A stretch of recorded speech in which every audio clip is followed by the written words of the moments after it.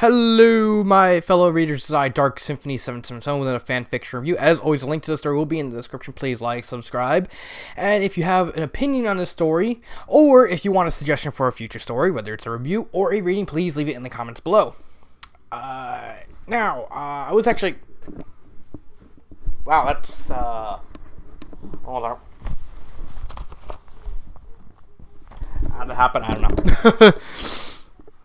know. So I was actually coming up with, thinking of, inspiration for stuff, and I remembered, and I, sorry, I'm off track. I just got back from, a review, a thing with, a career help, about an hour ago, and I just woke up from a nap. I was tired. I had so much trouble sleeping. So anyway, where was I? Oh, yeah. I was having trouble figuring out what story should I review next, or should I do, because when I do readings, I do the roulette thing on randomwheelmaker.com, and I use that, and when it comes to reviews, I okay, what should I do? How should I do it? And then I noticed my best bud, Hav, quick shout out to Hav out there, who actually owns a cute little Gardevoir doll. So I figured, well, that's something. And so this review is going to be a Pokemon review. It's called A Soldier and His Gardevoir. It's written by, I'm completely going to butcher this, G.S. Rawson. That's what I'm going to go with. That's what it's going to be. It is a rated M adventure romance fic. 22 chapters, 115,000 words. That's a lot. I didn't think I would be getting so lot that meant so little. Now, in my opinion, there is a lot wrong with the story. I don't want to be abrasive. I know when I did the Raccoon City fanfiction review, go check that out. The author actually agreed with me and said, "Oh, I didn't think you'd find the time to actually trash story," and he admitted that he kind of does bad reviews. I was like, I didn't trash it. I didn't trash the whole story. It's I had a couple of good ideas. It just executed them very poorly. This is an example of two things. One, having two completely different stories and trying to mesh them together, and two, trying to put too many ideas into one basket and throwing it out the wall and hope it sticks. So the plot is basically this soldier. I guess I might as well start by saying this is the first complaint I have is that this story feels like two completely different stories kind of put together for the sake of, for reasons. I don't know. So we have this guy named Eric. He's the main character, and he's part of the Sinnoh Defense Force. That's literally from the synopsis. And so he's on his mission to Iron Island, or whatever, however you want to pronounce it. I prefer Iron. Meets this Curlia, finally, which is probably one of the few good things. It finally does a regular Gardevoir thing instead of a shiny Gardevoir, which is really weird. It's so blue changes from green to blue. Okay, who cares? Who cares if it's a shiny or a regular? Who cares? When she's a Curlia, then she turns into a Gardevoir, and then they fall in love. While he's trying to split time between trying to go help out and save Sinnoh to having to deal with kind of prejudice against the whole Poke fuckers. That and I didn't get too much into the details because there's literally, it feels like there's two stories and he's just trying to mush them together for some reason. On the one side, you have the soldier part, which is him going to stop Team Galactic. I almost said Team Plasma for a second. Team Galactic from, Awakening, Palkia. I have no idea. I don't know that much about Pokemon. I wish my friend was here. He's the Pokemon expert. Palkia and Dialga. If I butcher any Pokemon names, I'm gonna be pissed. And more likely, the Pokemon fans are gonna be pissed too. And they go on these literal adventures of trying to stop Team Galactic and background and stuff like that. And it feels like, okay, it's a decent adventure story. Nothing too groundbreaking, but at least it's something. And then it completely takes a left turn into this whole political idea of, having Pokemon human relationships, which honestly, in this story, is so much better done in terms of plot, characters, pacing, everything, and to the characters, rather than the army stuff. So if I had to pick which one I would prefer to do like read a full story on, it'd be the second idea, the whole Pokefuckers political thing, because it seems much better, and is overall much better idea than the army stuff. But overall, the way the plot is layered and how it's connected, it just feels completely off for me. Second off, the characters. Oh, wait, there's one more thing. There's one more thing about the plot, and that is the complete asinine. I actually wanted... Should I mention this at the end, or should I mention it now? I don't know. I'll mention it later. I'll mention it at the end. And that's the ending. I really didn't like the ending. Characters. I actually really like the characters. Eric and Celeste, the name of the Gardevoir, because they always have to name Gardevoirs, is a really good... They have good chemistry. I actually like their conversations and how they worked and their dynamic. His Garchomp was hilarious. I honestly thought he was gonna... I honestly wish the Garchomp was like Armstrong from Full Metal Alchemist and like, and he's like flexing everything, because that Garchomp acted like he would probably be able to pull that. I'm sorry, that's just me. I don't really like the some of the characters. I don't like anything Team Plasma, because there's not enough done with them, especially Mars, because that they felt empty. The kind of antagonist on the political side, Lee, I actually like Lee. I actually think he was a detestable villain. I think the author actually did it, actually something worthwhile with him. He was a good foil for Eric. I think, again, the story should have been just a political thing. Keep him a soldier, stuff like that. Grammar-wise, I didn't see any grammar errors. Second error is pacing. There are way too many time skips. Time skips can work in literature. They can work in movies. They can work in anime. They seriously worked in anime. Just go watch One Piece. But only if it's done sparingly. There is a ridiculous amount of time skips.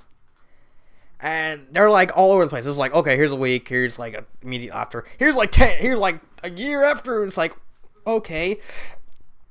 So, despite the fact you're having characters, you're rushing through the development, you're rushing through the plot, and trying to do all these things for what? I mean, really.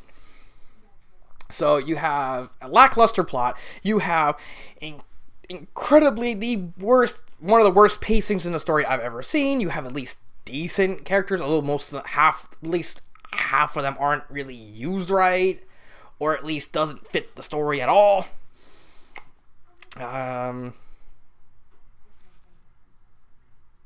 Pacing, imagery. The imagery is fine. I like the imagery. It's simplistic, but when it comes to imagery and trying to imagine seeing it as a movie in your head, at least you can easily see everything that happens. And it ran smooth when it needed to, but oh god, all those time skips kept throwing me off. It's like, why are there so many time skips? Why are way too many time skips?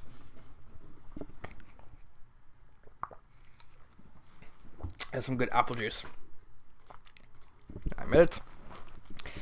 And it just felt really, really, really, really off.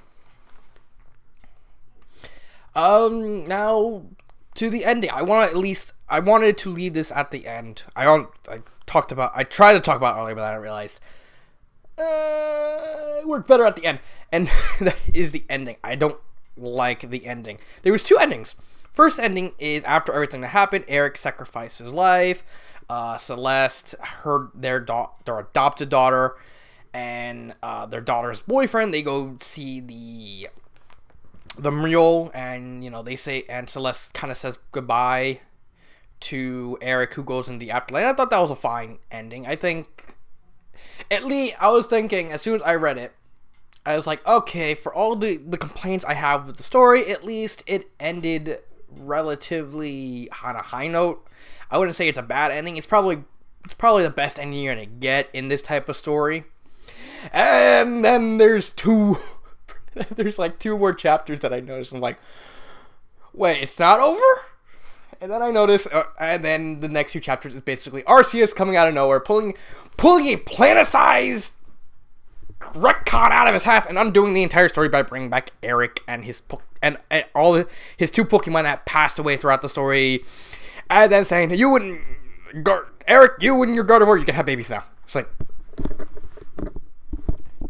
and I'm like, go away! I hate that. Now I lost my thoughts.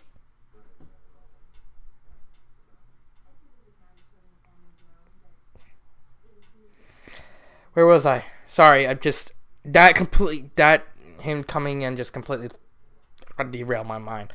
Oh yeah. I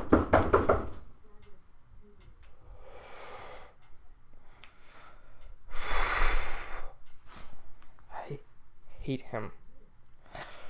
Wow, I hate him. I cannot wait to get a job so I can move out, so I can get as far away from him and his... Oh, now I just got distracted again. I apologize. But... now I remember. He pulls a planet-sized ass pull out of his house, undoing everything, brings him back, saying, oh, you and your Gardevoir can have kids now. And completely ruining the perfectly acceptable ending the story had. The ending, it wasn't perfect, but at least it was as good as you're gonna get. And then this happened, and it was like, I felt disgusted, I felt humiliated. It's like, really? You're gonna end it like this? You're gonna end it on an asinine, esoteric ending? It did not fit the story at all. It did not fit how everything built up to the end, and it just completely ruined what was left of the story I liked. Because if it ended on the ending with the mural and the funeral and everything, then I was like, okay, it's not a story that I really would want to read, but at least it had a proper ending, and at least it ended on the right note. And at least I could say, oh, I wouldn't call it a bad story. It's like, it's hopelessly mediocre, but now this completely ruined whatever is left of what I liked about the story, and completely drown it down into the ground. Like, throw it down in the ground and kill it with fire. Levels.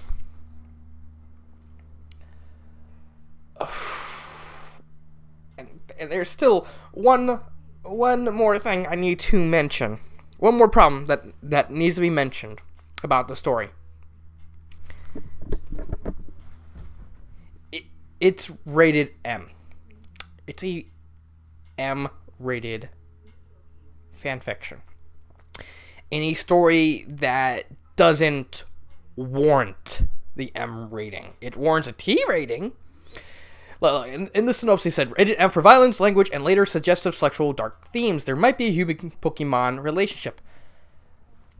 There's lots of T stories that have violence. There's lots of T stories that have language. There is some suggestive. There's a lot of T-rated stories that have suggestive sexual and dark themes. Do you know what the difference between those and this? There's violence, yeah, but there's not a lot of violence. And, plenty of T-rated fanfictions are actually pretty violent. Again, going back to let me look. I believe Kingdom Beyond Midnight is actually a T-rated, and that's pretty violent. Kingdom Beyond Midnight. I believe this is actually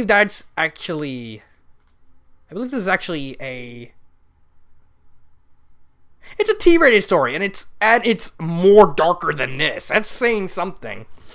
That a story that has a scene that contains genocide is a T-rated story, but this with like not really a lot of language, not really a lot of violent, and the suggestive sexual dark themes, they are glossed over and only vaguely shown. I was like, okay, we have a Gardevoir being raped, but it's like lots of T-rated stories have mentions of rape, but it's glossed over to a degree that is like it's not even there. And yes, they have sexual content, but it's just they just say, oh, I want you, and then they say after the sexual adventures. That's no reason to make it an M-rated story. You need to switch it from M to T, and there's barely any dark themes. There's barely anything suggestive besides a few teases and like everyone in their like 90% of T-rated stories, not only on fan fiction but actual fiction, have at least some suggestive and sexual dark themes, and they don't gloss over it as much as this story does. I mean, if there's a rape, okay, we'll get like a mention to rape, but it's at least talked about. It's at least mentioned as a plot point. No, this is just say, oh, it happened. So it's like, why? So I'm thinking, why is there an M-rated? Why is this M-rated? Why is this M-rated? I'm thinking, and I realize this does not need to be M-rated. It has a weak story. It has horrible pacing. It has the wrong rating. And it has a completely asinine ending that ruins the only good thing I liked about the story, and that was the first ending, because it at least made sense. And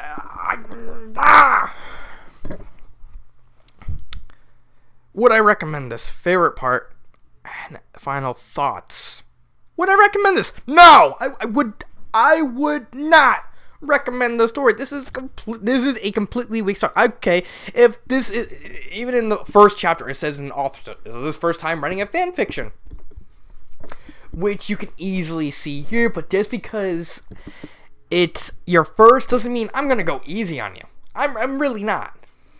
Because in order to learn how to grow, you have to learn how to take criticism. It's pretty much one of the de facto rules of being a writer. It's one of the de facto rules of being a politician, of being an author, of being a actor. You're gonna have to learn to take criticism, because criticism, it's gonna happen. Not everyone is going to agree with what you think. There's like over 6 billion people in the world. Not everyone is going to agree with what you write. Not everyone is agree with the movie you're in. Not everyone is going to agree with what your views on like gender politics and like tax reforms and immigration is. Nobody is going to agree on you. But in order to learn and grow as an author, as a actor, as a writer, I said writer, author, same thing. As a politician, you have to learn how to take criticism and how to deal with it. But this story is just, there's so much wrong with it. Favorite part, the first ending, the graveyard scene, because it was good enough. Well, the graveyard scene and the scene where they're outside the courthouse, I actually think that was really well done. It's probably the shining light. It's like, okay, having Eric and Lee duke it out and Lee pulling a cheap shot, I think that was actually done pretty well, and everything that led up to that scene was overall at least above decent. Not amazing, not like Pulitzer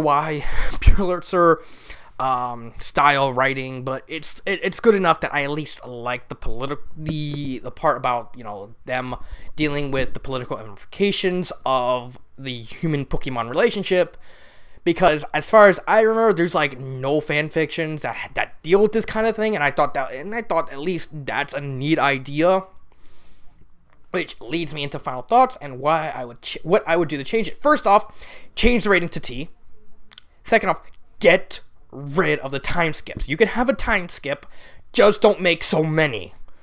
It is completely unnecessarily too many. Second off, get rid of the second ending. It's either you have him die, or you just change the ending so that way you don't like back out of it saying, oh, I want a happy ending. not every story has to be happy. Not every story, has to be amazing, and everything about that. And I just, second off, get rid of the adventure. Make it a romance drama. Make it, focus it more on the human Pokemon relationship dynamic, because that was a much better idea, and it was actually got me into that story. And every time when like something actiony happened, it kind of drove me back, because it's like, where's the good stuff? Where's the good stuff? And all the army stuff and the soldier stuff, that just completely ruined the story for me, and as well as the ending.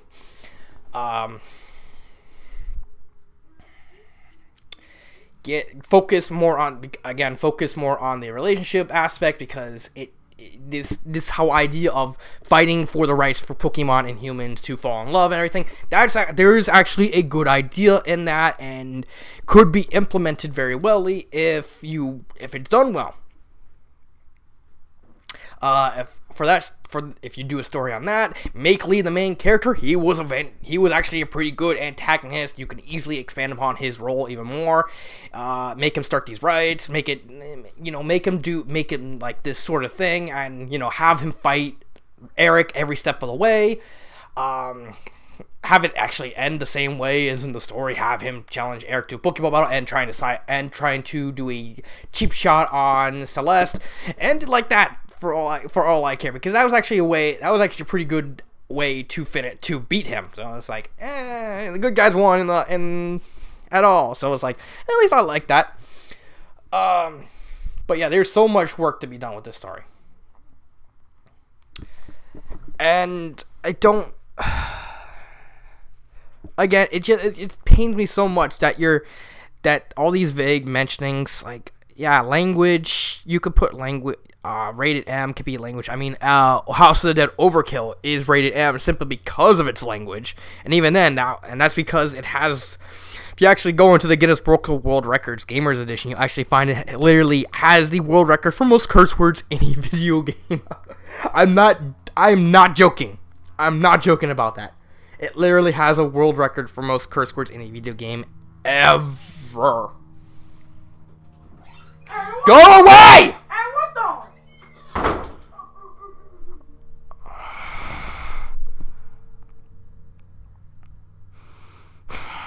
I lost my train of thought again. So I guess since I lost my train of thought, I can't really continue it.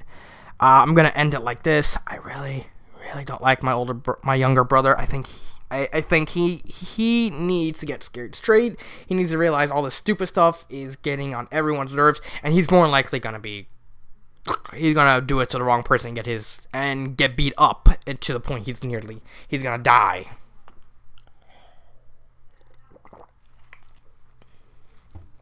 Sorry if I went a little morbid there, but I had to say I have to vent at least something.